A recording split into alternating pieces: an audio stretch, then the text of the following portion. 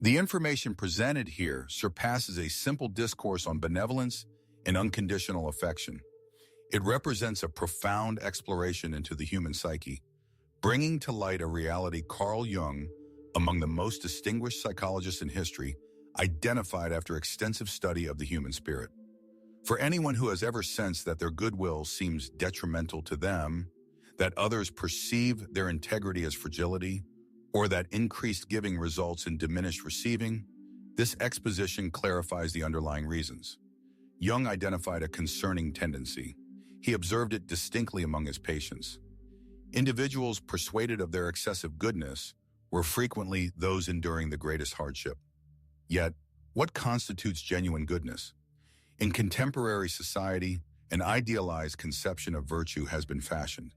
A person perpetually accessible, incapable of refusal, forgiving readily and consistently prioritizing others over the self. Jung discerned that this portrayal of goodness was not merely inaccurate, it was hazardous. Because when benevolence is mistaken for self-renunciation, when affection is viewed as the elimination of personal limits, individuals become architects of their own downfall. Jung brought to light something deeply perturbing. The more intense the effort to achieve perfect virtue, the more potent the individual's shadow aspect becomes. This concealed element of the self, which is denied, suppressed, and attempted to be obscured beneath layers of contrived pleasantness. It resembles the effort of submerging a ball in water. The greater the downward force applied, the more vigorously it strives to surface. Imagine one's benevolence as a radiant illumination. Societal norms suggest that maintaining this light necessitates extinguishing all other facets. One's anger, personal requirements, limitations. However, Jung perceived the deep flaws in this notion. Authentic benevolence does not arise from repudiating one's identity. It emerges from embracing the entirety of the self. How often has an inner voice whispered enough, only to be quelled because a virtuous individual supposedly wouldn't harbor such thoughts? How frequently have anger, frustration, or pain been stifled under the assumption that these emotions diminish one's value? Each instance of rejecting these internal aspects does not lead to improvement. It results in greater fragmentation. This message does not advocate for abandoning kindness. It issues a call to awaken from naive goodwill and evolve it into something more profound, robust, and integrated. Because genuine benevolence is not characterized by the lack of darkness. It is the capacity to merge every facet of one's being into a cohesive whole. The insights about to be revealed might challenge the very basis of established beliefs about goodness. They could contest long-held notions regarding love, sacrifice, and genuineness. Yet, for those who venture to listen, who permit themselves to interrogate assumptions previously accepted without question, a liberating truth awaits. Authentic kindness does not debilitate, it fortifies. It does not deplete, it replenishes. It does not diminish the self, it renders one complete. This constitutes the somber yet truthful wisdom Jung imparted. To be genuinely good, one must first achieve genuine wholeness, and that path commences by confronting the shadows individuals have painstakingly tried to ignore. When Jung discussed the shadow, he referred not to an abstract or symbolic concept. He indicated a tangible psychological dynamic present within everyone, an aspect of the self individuals are conditioned to fear, repress, and repudiate. It is the repository for what is deemed unacceptable. Anger, deepest aspirations, the entitlement to decline requests, the need for recognition. For individuals who perceive themselves as fundamentally kind, the shadow transforms into a frightening domain. Their sense of self is constructed around embodying light, consistently aiding others, never faltering, being present for everyone. The mere idea of possessing a darker aspect instills dread, as if acknowledging it would shatter their entire self-concept. Yet this denial exacts a significant toll. When the shadow is rejected, when its existence is feigned non-existent, it accrues potency. It becomes ungovernable. It resembles attempting to stem a river's flow with bare hands. Inevitably, it will breach containment. Suppressed energy does not simply vanish. It contorts. It transforms. It manifests in uncontrollable ways. Excessively kind individuals witness this through subtle yet damaging effects. It materializes as resentment following assistance given to someone who offers no reciprocity. It emerges as unspoken fury when others transgress unseen boundaries. It evolves into profound sorrow upon realizing that personal needs remain unrecognized. The more intensely one strives for perfect virtue, the more susceptible they become to their own shadow. It presents a curious paradox. Denying anger leads to passive aggression. Rejecting the need for acknowledgement fosters subtle manipulation. Pretending to lack needs results in becoming an emotional leech, subconsciously depleting others. According to Jung, the shadow is not an adversary. It constitutes a vital component of the inner landscape. It harbors not merely negative characteristics, but also unclaimed potential. The capacity to establish healthy limits, to advocate for oneself when necessary. In rejecting the shadow, individuals lose not only their darkness, but also a portion of their light.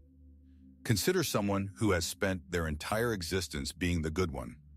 They were instructed that anger is detrimental, setting boundaries is egocentric, and personal needs are secondary. Such an individual suppresses not only anger, but also personal agency, the ability to refuse, the right to occupy space. Their benevolence morphs into a self-constructed confinement. Jung recognized this is not true kindness. It is apprehension masquerading as virtue, fear of dismissal, fear of confrontation, fear of inadequacy. Genuinely kind individuals are not those devoid of anger or limits. They are those who have learned to integrate all facets of themselves into a coherent entity. The shadow, once acknowledged and accepted, evolves into a source of strength. It resembles a dark garden. Daring entry reveals not just fears, but also profound capabilities. This is where naive goodwill matures into conscious wisdom. For Jung, authentic spiritual development involves not the eradication of the shadow, but learning to engage with it harmoniously. It entails acknowledging that the capacity for anger is as sacred as the capacity for love, that personal limits are as crucial as generosity, and that the need for recognition holds as much validity as the desire to give. This marks the initial step toward a more authentic and potent form of kindness. Understanding that the shadow is not an enemy, but an aspect of the self long awaiting acknowledgement, embrace, and respect. And upon finally daring to meet its gaze, one might discover that the very thing most feared holds precisely what was needed to achieve a sense of wholeness. Unthinking kindness carries a price exacted not merely through emotional depletion, but also through deferred aspirations, inequitable relationships, and an existence only partially realized. It manifests as the perpetual weariness of those who give ceaselessly, the silent exasperation of those who stifle their own requirements, and the profound isolation of individuals encircled by people who fail to truly perceive them. Consider an individual whose identity revolves around self-sacrifice. This person relinquishes not only time and energy, but essential components of their being. Each instance of disregarding personal needs for others' sake, each time their voice is muted to preserve harmony, each affirmation given while their inner self protests vehemently represents payment with fragments of their core essence. The contemporary martyr bears no visible crown of thorns. Their suffering manifests as restless nights preoccupied with others' dilemmas, relationships characterized by perpetual imbalance in giving and receiving, a schedule overwhelmed by commitments to others, leaving no room for the self. This lifestyle, often lauded by society, despite the profound self-neglect underpinning apparent nobility, was observed by Jung to frequently stem from deep-seated childhood experiences. Perhaps one was the child required to maintain household peace by being perpetually good. Perhaps value was learned to be contingent upon service to others. These initial lessons forge invisible restraints, binding individuals to self-detrimental patterns. The relationships formed by someone practicing indiscriminate kindness adhere to a foreseeable pattern. They assume the role of universal confidant, the emotional support, the steadfast pillar. Yet, when they themselves require assistance, they encounter a disquieting void. Others become so accustomed to receiving that the notion of reciprocating never arises. It constitutes a distinct form of solitude. Being surrounded by individuals familiar with one's kindness, yet unfamiliar with one's heart. The fatigue from constant giving transcends the physical. It is an exhaustion at the soul level, draining not just vitality, but the very enjoyment of life. It resembles a gradual spiritual demise, where the individual progressively loses connection with personal dreams, desires, and needs, becoming an empty receptacle existing solely to meet the demands of others. This disparity fosters a detrimental dynamic. The kind person becomes increasingly essential to others while simultaneously becoming increasingly invisible to themselves. It represents a form of codependency cloaked in virtue, but in reality, it is a self-inflicted imprisonment. This individual transforms into a resource for others, gradually forfeiting their own humanity. The harsh irony is that this excessive benevolence harms not only the practitioner, but also those intended recipients. By perpetually intervening, by being constantly available, by shielding others from the repercussions of their actions, the chronically kind individual hinders the development of those they aim to assist. This behavioral tendency does more than deplete. It cultivates resentment. The resentment felt by someone who offered everything yet gained nothing. By someone present for all, yet finding no one present in their own time of need. When this resentment lies buried beneath layers of kindness, it acts as a venom, slowly poisoning every interaction. This represents the true expense of unthinking kindness. Loss extends beyond energy, time, or tranquility. Connection to one's authentic essence, deepest aspirations, and capacity for healthy limits is forfeited. Individuals become diluted iterations of themselves, existing primarily in servitude to the needs of others. Incorporating the shadow is neither a seamless nor a pleasant undertaking. It constitutes a passage demanding fortitude, integrity, and the readiness to confront long-avoided realities. It resembles illuminating a room kept dark for years. Initial sights might be disconcerting, yet only through clear perception can order be restored and transformation initiated. This procedure commences with the admission that excessive kindness frequently served as a mechanism for avoidance of conflict, rejection, judgment, or critique. Underlying every act of disproportionate benevolence is a core fear, the apprehension of not being cherished for one's true self. Transformation necessitates a distinct form of courage.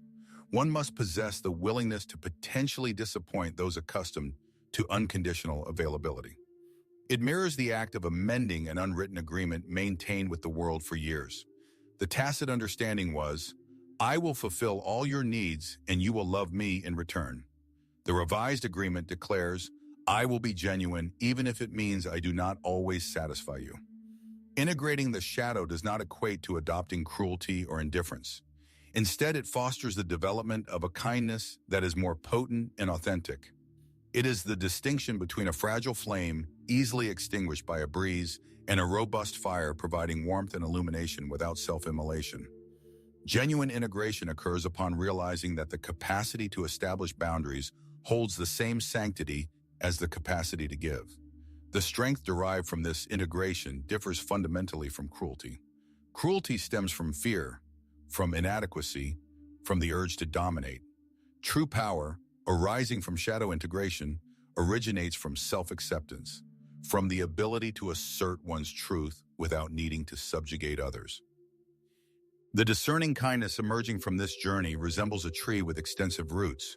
It requires no demonstration of strength through harming others. Its power manifests in its stability, offering refuge when appropriate, and upholding its natural limits without apology for its presence in the world. Individuals achieving this integration uncover a remarkable paradox. The greater their acceptance of their own darkness, the more genuinely kind they become.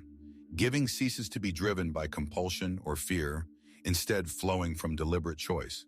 Their generosity springs from fullness, not scarcity. Their compassion originates from strength, not vulnerability. This new mode of existence requires unwavering dedication to authenticity. It involves recognizing that anger will sometimes arise and can function as a guide indicating where limits have been breached. It involves accepting that refusal will sometimes be necessary, and this no can be as sacred as any yes previously uttered. Integration also entails acknowledging that not all shadow elements are adverse. Within that feared shadow reside potent gifts, discernment, intuition regarding others' motives, a fierce capacity to safeguard what is held sacred. The wise kindness born of integration possesses discernment. It discerns appropriate timing in recipients for giving, when to approach and when to maintain distance. It is not a kindness dispensed randomly, but one that flows with intention and consciousness. It respects both the giver and the recipient, viewing healthy boundaries as a form of reciprocal regard. This transformation enables movement through the world in a completely novel manner. No longer the candle consuming itself to illuminate others' ways, one becomes the lighthouse, radiating personal light, guiding others without self-depletion. Kindness gains potency precisely because universal approval or affection is no longer a necessity. The authentic integration of the shadow permits kindness not from fear of being otherwise, but as a chosen expression of wholeness. It is a kindness encompassing strength, limits, the capacity for refusal, and the willingness to disappoint when required. Fundamentally, it is kindness originating from truth, not fear. The establishment of sound boundaries is a practice Jung viewed as crucial for psychological maturation. However, for those whose identity is built upon unending kindness, setting limits can feel akin to betraying their core nature. Herein lies the particular relevance of ancient wisdom. Boundaries are not barriers separating individuals. They are sacred delineations defining the self in relation to others. The capacity to institute boundaries originates from a radical act, recognizing inherent self-worth. This worth is not predicated on contributions or actions for others, but on intrinsic value existing simply by virtue of being. Such recognition is not egocentric. It is a fundamental act of psychological veracity. When self-valuation truly begins, a new mode of interacting with the world emerges. The need to justify existence through excessive goodness diminishes. Reciprocity in relationships starts to be perceived not as a mere benefit, but as a psychological imperative. Healthy relationships exhibit a balanced flow of giving and receiving. This comprehension alters interactions. It becomes apparent that permitting repeated boundary violations harms not only the self, but also impedes others from learning respect for personal limits. Genuine kindness incorporates the fortitude to maintain clear boundaries, as these protect both the capacity to give and the dignity of recipients. Individuals who master setting healthy boundaries often discover an intriguing paradox. Their relationships, while potentially fewer, gain significantly in depth and meaning. Some connections may dissolve when unconditional availability ceases, but those remaining are likely to be individuals who genuinely respect and appreciate the whole person. The practice of boundary setting entails cultivating a new emotional lexicon. One learns to distinguish authentic guilt from manipulated guilt, genuine responsibility from improperly assumed burdens. This process also involves acknowledging that personal time, energy, and emotional resources are finite and precious. Giving from an empty source is impossible. Maintaining boundaries ensures resources are available for offering when genuinely needed and suitable. The true safeguarding of kindness stems not from erecting walls, but from cultivating wise discernment regarding where, when, and with whom personal gifts are shared. It resembles cultivating a garden, requiring both distinct borders and continuous nurturing to thrive. When personal energy and resources are managed judiciously, the capacity for genuine kindness strengthens rather than weakens. The alchemy of transformation represents a profound process commencing when light and shadow are finally permitted to interact harmoniously. It is comparable to witnessing two streams converge, forming something entirely novel. Neither exclusively light nor dark, but a new form of power derived from conscious integration. This alchemical passage begins with the cessation of resistance against inherent dual nature. Jung found that true transformation arises not from attempting to excise darker aspects, but by allowing them to impart necessary lessons. Anger indicates where boundaries are needed. Resentment highlights excessive giving. Sadness reveals areas requiring greater self-care. Authentic strength emerges from this integration, akin to gold refined through the alchemical furnace of self-awareness. It is neither the raw force of aggression nor the fragility disguised as perpetual kindness. It evolves into a refined, potent capability, knowing when to advance and retreat, give and conserve, speak and be silent. Individuals achieving this integration cultivate a distinct presence. They require no proof of their goodness or power. They simply exist. Their authenticity serves as their shield, their truth as their sword. They have learned that genuine strength resides not in controlling others, but in self-mastery. The wisdom gained from this transformation resembles a controlled flame, capable of warming or searing based on its application. Those attaining this state comprehend that their power is intended not for dominance, but for protecting what is sacred, including their own essence. They have learned that kindness lacking discernment is as perilous as power devoid of compassion. This novel way of navigating the world necessitates constant vigilance, not born of fear, but of heightened awareness. It parallels tending a balanced ecosystem. Some elements require more light, others more shade, and the wise steward recognizes the necessity of both for overall health. Similarly, individuals learn to nurture both their light and shadow aspects. Understanding both are vital for wholeness. The kindness stemming from this alchemy is a deliberate choice, not an impulse driven by fear or guilt. It is a kindness cognizant of its own value, not needing constant validation, capable of refusal without culpability and affirmation without resentment. It is a kindness reconciled with its own shadow, thereby unafraid of the darkness within others. This transformation constitutes an ongoing process, not a terminal point. It is a perpetual interplay between light and shadow, power and compassion, giving and receiving. Each day offers fresh opportunities to refine this equilibrium, to consciously select how power is utilized, to be kind from a position of strength rather than apprehension. This personal alchemy generates a cascading influence on the surrounding environment. When individuals permit themselves wholeness, they implicitly grant others permission for the same, demonstrating the possibility of being simultaneously strong and kind, potent and compassionate, establishes a new paradigm for genuine humanity. The ultimate transformation leads to a state of understanding that authentic kindness is not a restrictive garment, but a liberating force. It is not a facade worn for acceptance, but a genuine manifestation of true identity. It is a state where power and compassion originate from the same wellspring, where light and shadow collaborate to produce something exceeding their individual contributions. The journey explored through Jung's insights is more than a collection of concepts. It is an invitation to profound metamorphosis. A metamorphosis initiated the moment it is accepted that kindness need not be flawless to possess significance, that power need not be feared to command respect, and that wholeness encompasses both luminance and shadow. Jung demonstrated that the route to a more authentic and potent existence lies not in repudiating dual nature, but in consciously embracing it. Integrating the shadow, allowing power and kindness to coexist, leads to greater completeness, enhancing the ability to manifest a desired life. Now, the invitation extends to taking the subsequent step, introspecting and inquiring which aspects of the self have been denied in the pursuit of being good.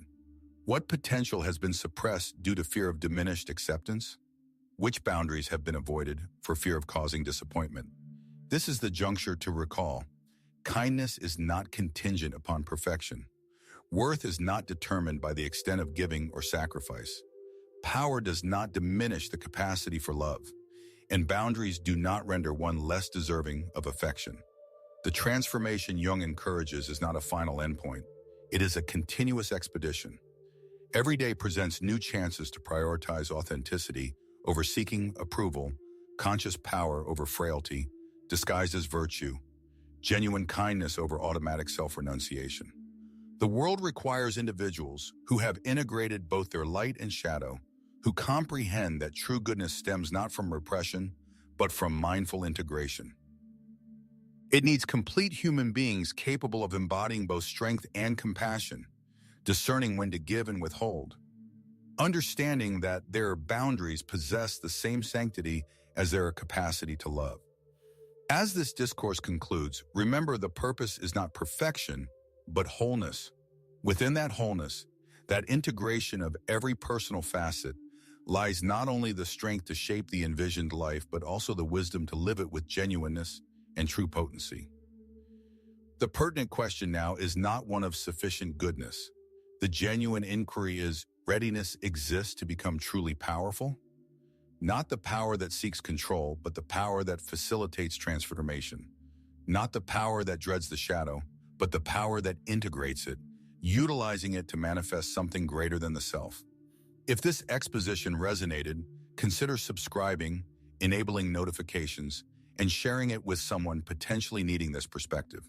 Let this path of transformation be walked collectively.